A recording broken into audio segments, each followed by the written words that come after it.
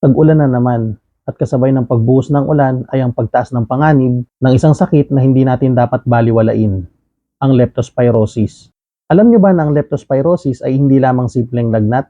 Isa itong impeksyon na maaaring magdulot ng matinding pinsala sa iba't ibang bahagi ng katawan, lalo na sa ating kidney.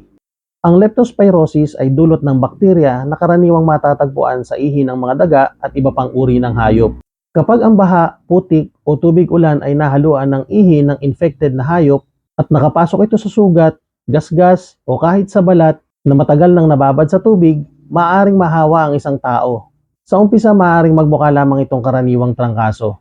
May lagnat, pananakit ng katawan, sakit ng ulo, pagsusuka at panghihina. Ngunit kapag hindi naagapan, maaari itong lumala at makaapekto sa atay, baga, at higit sa lahat, kidney. Bilang isang healthcare worker, nakakalungkot makakita ng isang pasyenteng nauuwi sa kidney injury dahil lang sa leptospirosis. May mga pagkakataong hindi na kayang salain ng kidney, ang mga dumi, at sobrang tubig sa katawan. Dahil dito, ang iba ay sumasailalim sa dialysis upang mabuhay habang sinusubukang makarecover ang kidney. Kaya ngayong tag-ulan, huwag nating baliwalain ang mga simpleng pag-iingat.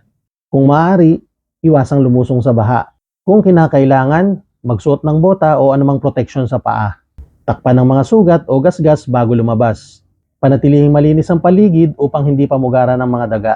At kapag nakaranas ng lagnat o anumang sintomas matapos lumusong sa baha, magpakonsulta agad sa doktor.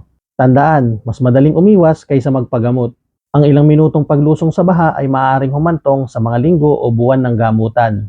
Ngayong tag-ulan, protektahan natin hindi lamang ang ating sarili, kundi ang ating mga kidney. Dahil ang kidney ay tahimik na nagtatrabaho para sa atin araw-araw. Ako si Nurse Drell at ito ang inyong paalala ngayong tag-ulan. Mag-ingat sa leptospirosis dahil maaari itong makasira ng kidney at magbago ng buhay sa isang iglap.